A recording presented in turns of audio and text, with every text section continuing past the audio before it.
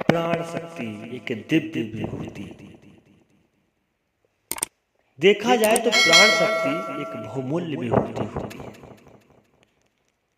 ये जीव चराचर जगत यदि किसी पर आधारित है तो वह प्राण शक्ति। जीवन में यदि प्राण ही ना हो तो जीव कैसे? प्राय जीवन में सभी के साथ ये घटित होता है और घटित होता आया है कि व्यक्ति एक निश्चित समय के उपरांत मरणाधर्म को प्राप्त होता है, यानी जीव की मृत्यु होती है। तो मृत्यु का आधार क्या है? शरीर से ऐसा क्या हट जाता है मृत्यु कहलाए? तो वह होती है प्राण शक्ति। प्राण शक्ति कोई साधारण शक्ति नहीं है। जग जीवन में जो भी प्राय जीव जानवर मनुष्य जितने भी संसारिक जीव हैं सभी एक समान चीज समाई है और वह है प्राण शक्ति। संस्कृत में प्राण शब्द की व्युत्पत्ति प्रा उपसर्ग लगाकर अन्न धातु से होती है। अन्न धातु प्राण जीवन शक्ति चेतना का बोधक है। इस प्रकार प्राण शब्द का अर्थ चेतना शक्ति होता है। जीवधारियों को प्राणी इसीलिए कहा जाता है। प्राण और जीवन दोनों एक ही अर्थ में प्रयुक्त होते हैं। प्राण आत्मा का गुण है। यह परम आत्मा से पर ब्रह्म से निश्रित होता है। आत्मा परमात्मा, आत्मा जो जीव आत्मा है वह परमात्मा का एक अविच्छिन्न घटक यानी अंश है। प्राय हम सभी ने सुना भी होगा कि ईश्वर अंश जीव अविनाशी। तो ये कोई संदेह की बात नहीं है कि जीव मात्र उस परम सत्ता यानी परमात्मा का अंश मात्र है। अंश होने के बाद भी उसमें मूल सत्ताधीश के सारे गुण विद्यमान हैं। यदि व्यक्तिगत प्राण धारण करने वाला प्राणी जब सुविकसित होता है तो वह भी बूंद के समुद्र में पड़ने पर सुविस्तृत होने की तरह व्यापक बन जाता है। जड़ जगत में शक्ति तरंगों के रूप में संव्याप्त सक्रियता के रूप में प्राण शक्ति का परिचय दिया जा सकता है और चेतन जगत में उसे विचारणा एवं संवेदना कहा जा सकता है। इच्छा ज्ञान और क्रिया के रूप में ये जीवधारियों में काम करती है। जीवंत प्राणी जितने जीवित प्राणी मात्र हैं इसी के सहारे जीवित रहते हैं। इस जीवनी शक्ति की जितनी मात्रा जिसे मिल जाती है वह उतना ही अधिक प्राणवान कहलाता है। चेतना की विभुसत्ता समस्त विश्व ब्रह्मांड में संव्याप्त है। चेतना प्राण कहलाती है और उसी का एक अंश प्रयत्न पूर्वक अपने में धारण करने वाला प्राणी प्राणवान एवं महाप्राण बनता है। यह प्राण जड़ पदार्थों में सक्रियता के और चेतन प्राणियों में सजगता के रूप में दृष्टिगोचर होता है। जड़ चेतन जगत की सर्वोपरि शक्ति होने के कारण उसे श्रेष्ठ और ज्येष्ठ कहा जाता है। छांदोग्य उपनिषद में कहा भी गया कि प्राणो वाव ज्येष्ठश्च श्रेष्ठश्च। यह तत्व अनादि और अनंत है। इसी में सृष्टि बार बार विलीन और उत्पन्न होती रहती है। सृष्टि के पूर्व क्या था और क्या नहीं, इसी के उत्तर में कहते हैं कि सृष्टि के प्रारंभ में सर्वप्रथम प्राण तत्व के उत्पन्न होने का वर्णन बताया जाता है। जड़ जगत में पंच तत्वों का और चेतन प्राणियों में विचार शक्ति का आविर्भाव उसी से हुआ है। उस ब्रह्म ने प्राण उत्पन्न किया। प्राण से श्रद्धा बुद्धि मन एवं आकाश वायु तेज, जल, पृथ्वी यानी 5 तत्वों की उत्पत्ति हुई। उसके उपरांत अन्न उत्पन्न हुआ। अथर्ववेद के प्राण सूक्त में कहते हैं कि प्राणाय नमो यस्य सर्वमिदं वसे यो भूतः सर्वस्येश्वरो यस्मिन् सर्वं प्रतिष्ठितम्। उस प्राण को नमस्कार जिसके वश में सब कुछ है, जो सब प्राणियों का अधिष्ठाता है, जो सब में समाया है, जिससे सब समाये है। वैदिक विवेचना में प्राण के साथ वायु का विशेषण भी लगा रहता है।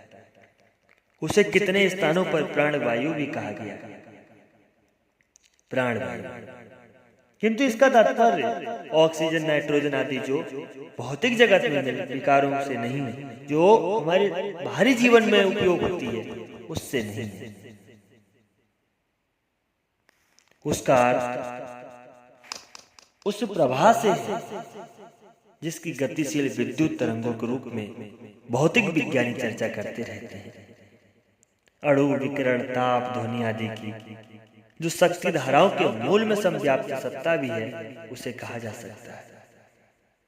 यदि उसके अध्यात्म स्वरूप का विवेचन किया जाए तो उसकी, जैसे अंग्रेजी के लेटेंट लाइट, डिवाइन लाइट आदि जो शब्दों हैं, जो भी शब्द हैं, उन्हीं शब्दों से संगति बैठती है, जिसमें उसके दिव्य प्रकाश के समतुल्य होने का संकेत मिलता है। प्रश्नोपनिषद में प्राण का उद्गम सूर्य को कहा गया है, यानी सूर्य जो उसका केंद्र है। कहते हैं सायेस वैश्वानरो विश्वरूपः प्राणो अग्निरुदायते। प्राण अग्नि विश्वव्यापी है, उसका केंद्र उदीयमान सूर्य है। देखो, सूर्य के भी अलग अलग भाव है, उदयमान, अस्तमान। और जो दिन में मतलब सुबह प्रातःकाल उदय होता है, उसका आकार, उसका व्यवहार बहुत भिन्न होता है।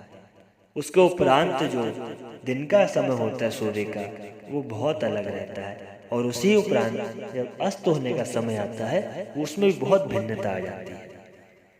जब प्रातःकाल सूर्य निकलता है तो कभी भी आप महसूस कर सकते हैं, उस समय जो सूर्य की किरणें होती हैं, वो व्यक्ति को शीतलता के साथ उष्णता प्रदान करती हैं, यानी ठंडी के साथ साथ शरीर के लिए जरूरतमंद भर की गर्मी प्रदान करती है, प्रकाश प्रदान करती है।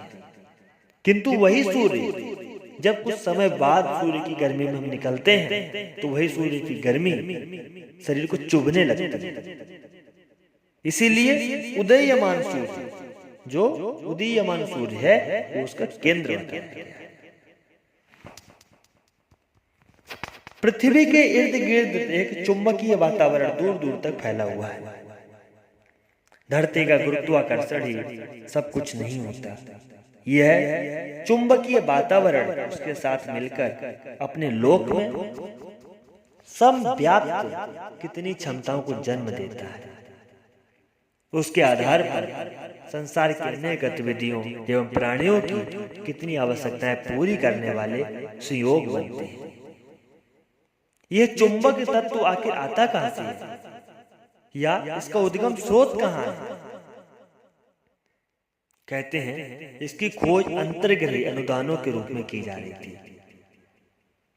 पर अब यह पता चला है कि यह पृथ्वी के अपने गहन अंतराल से निकलने वाला शक्ति प्रवाह है।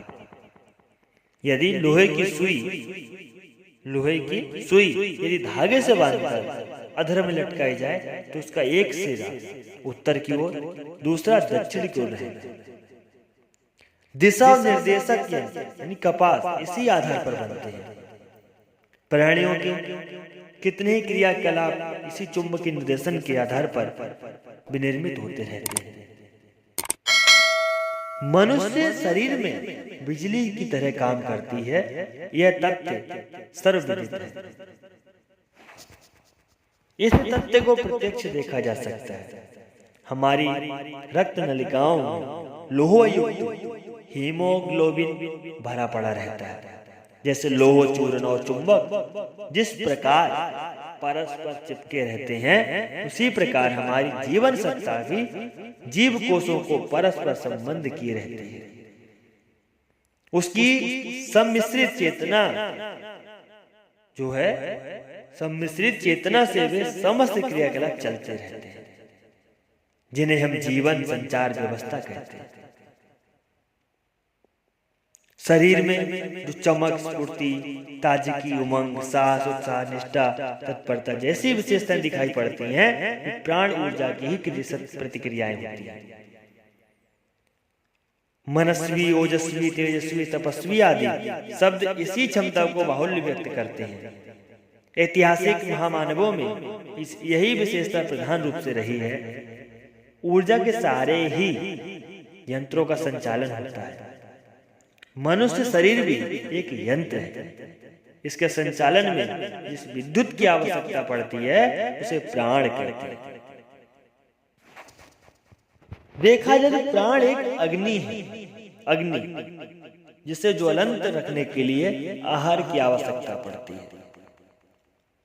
आधुनिक वैज्ञानिकों ने इसे जीव विद्युत नाम दिया है। जीव विद्युत निद्रा मात्र थकान मिटाने की विश्राम प्रक्रिया मात्र नहीं है।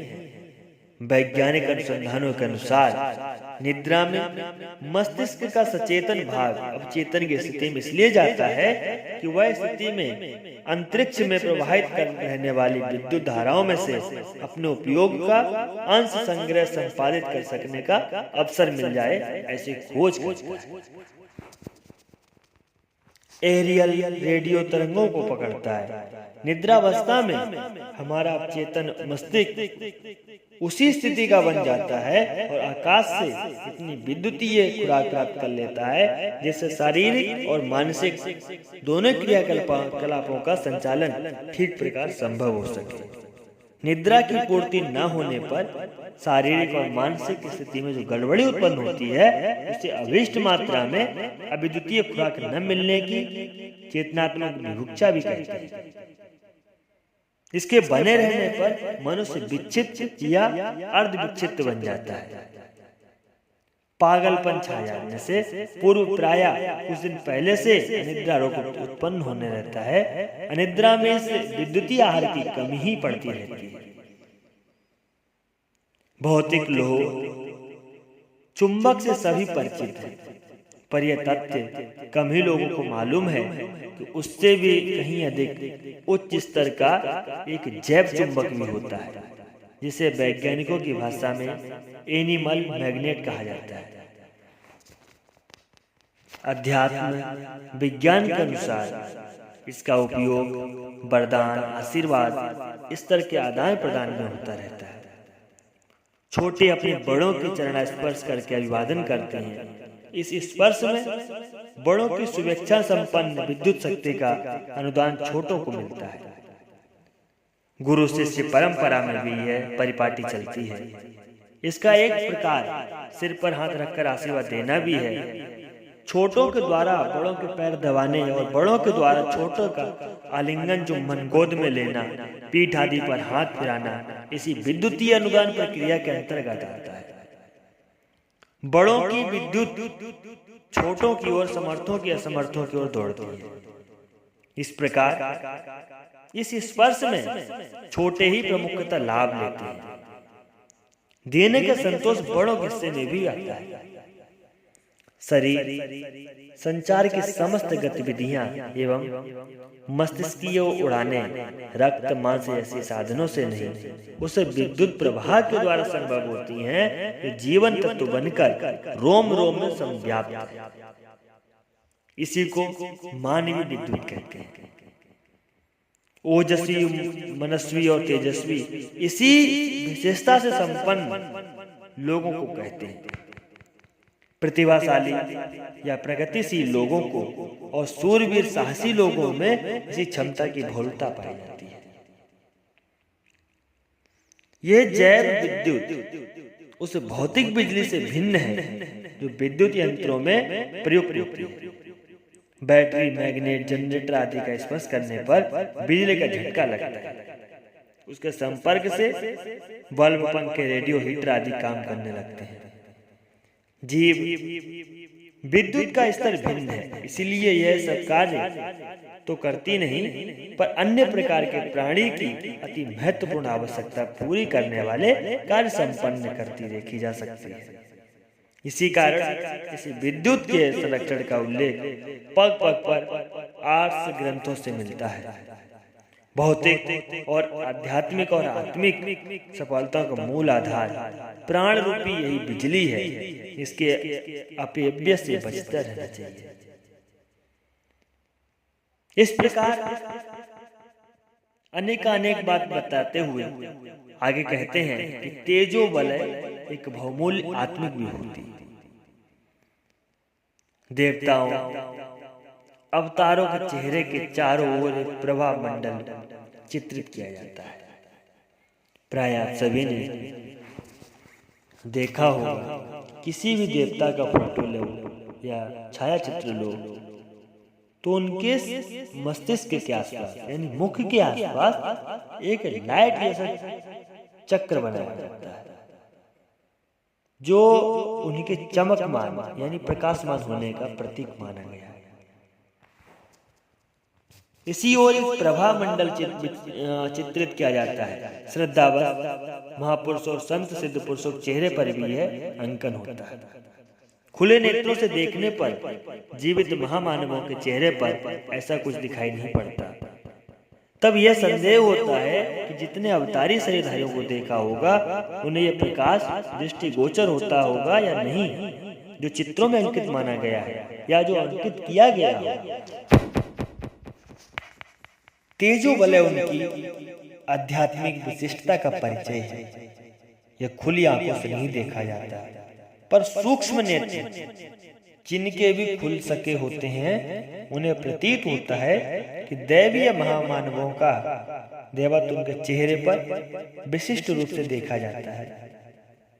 यह उनकी आंतरिक शक्तियों का बहिरंग में परिचय है। तो यह होता तो समस्त शरीर के इर्द गिर्द है, पर उसकी अधिक मात्रा चेहरे के आसपास ही प्रधान रूप से परिलक्षित होती है। जीव के लिए शरीर में मुख का स्थान बहुत ही महत्वपूर्ण स्थान माना गया है। ये व्यक्ति के पहचान का स्रोत है और जीवन में किसी भी प्रकार का कष्ट आए तो सारा शरीर सही रह सकता है, किंतु उसके मुख से यह स्पष्ट हो जाता है कि वो दुखी है। इसी प्रकार मुख को बहुत ही श्रेष्ठता में लिया गया। आध्यात्मिक रहस्योद्घाटनों में नेत्रों को, सूर्य चंद्र की वाणी को, सरस्वती की नासिका को, पवन की और कानों को आकाश की उपमा दी गई है। चेहरे के भीतरी भाग में भ्रुकुटी के स्थान पर दिव्य तृतीय नेत्र माना गया है, जिससे अदृश्य को देखा जा सकता है। उसका तेजस प्रत्यक्ष नेत्रों की तुलना में कहीं अधिक होता है। इसी को खोलकर शिव जी ने कामदेव को जलाया था।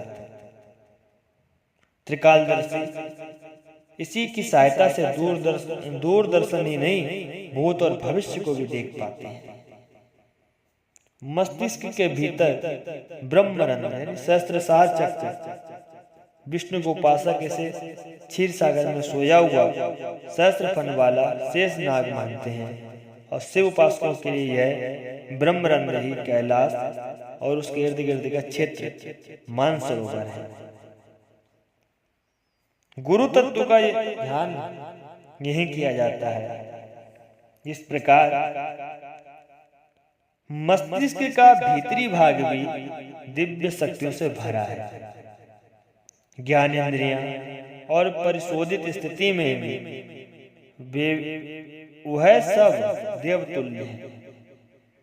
इस प्रकार चेहरे का बाहरी और मस्तिष्क का भीतरी भाग देव शक्तियों का निवास स्थान और उन सब का प्रतीक चेहरे के इर्द गिर्द फैला हुआ तेजो वाले माना गया है। प्राचीन काल में तेजो वाले दिव्यता का दिव्य शक्तियों का भंडार का सूचक माना जाता था, और चित्रों में उनका अंकन इसी आधार पर होता है। संतों और महामानवों को भी जो लोग यह पदवी देना चाहते हैं वे उनके चेहरे पर ही वैसा ही अंकन करते हैं। बुद्ध, रामकृष्ण आदि के चेहरे पर तो यह प्रकाश अति प्राचीन काल से चला आ रहा है। अब वैज्ञानिक शोधों ने इस संदर्भ में नया कदम उठाया है। उनने अपने शोधों में पाया कि प्रत्येक शक्ति में यह प्रकाश तीव्र अथवा क्षीण रूप में पाया जाता है। वे इसे प्राण का, ऊर्जा का प्रतीक भी मानते हैं। ऐसे यंत्र विनिर्मित हो चुके हैं जो किसी भी व्यक्ति के चेहरे पर इर्द गिर्द फैले हुए इस प्रकाश की छाया ले सकते हैं।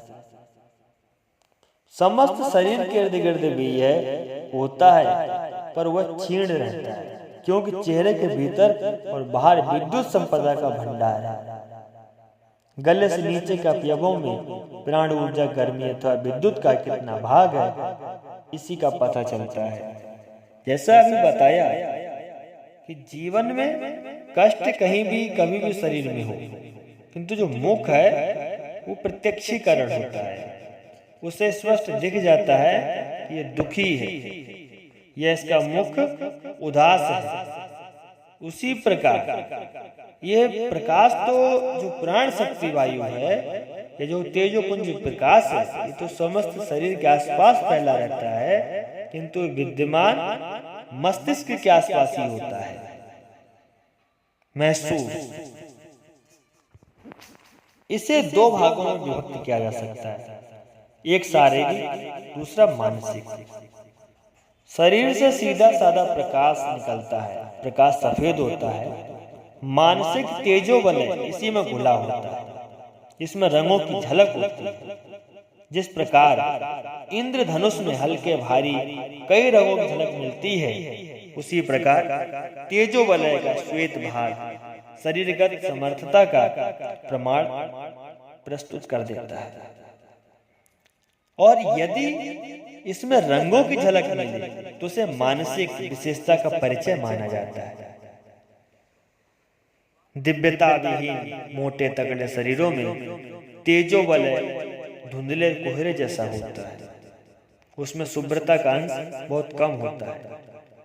मानसिक दृष्टि से जो गए बीते और पतित हैं, उनके प्रकाश में कालेपन की भौलता रहती है। दोनों से मिलाकर जो स्थिति बनती है उसे धुंधलापन कह सकते हैं, उसका अच्छा चित्रण नहीं हो सकता।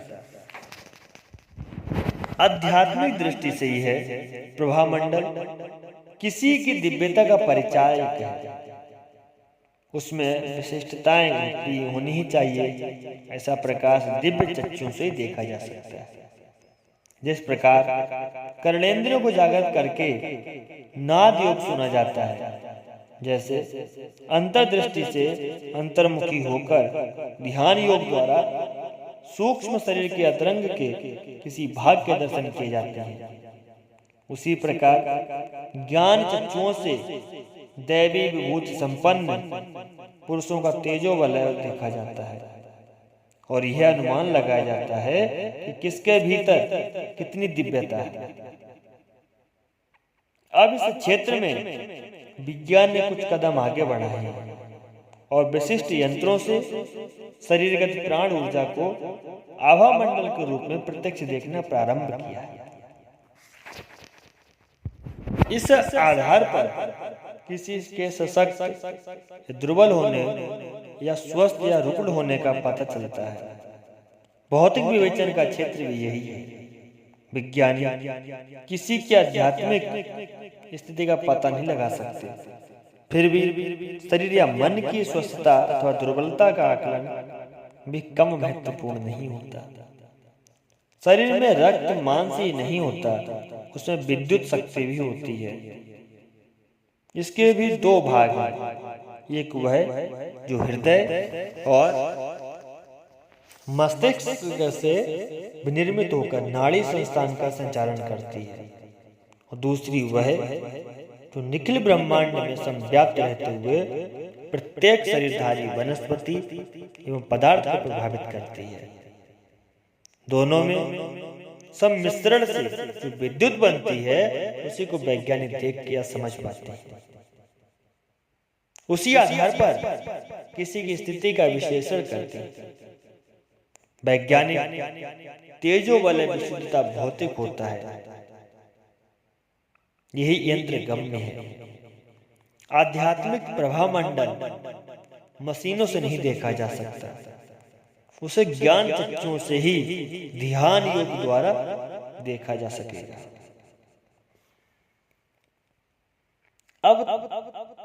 अब तक तेजो वलय के संबंध में कुछ निश्चित अभिमत नहीं था, पर अब प्राण विद्युत के रूप में उसका आकलन होने को उपरांत यह आशा बनती है कि दिव्य आभा मंडल का भी किसी न किसी आधार पर दर्शन आकलन किया जा सकेगा। प्रभाव मंडल के संबंध में वैज्ञानिक खोजबीन आरंभ हुए उसी अभी बहुत दिन नहीं हुए तेजो वलय का मापन सबसे पहले डॉक्टर किल्लर ने सन 1999 में किया।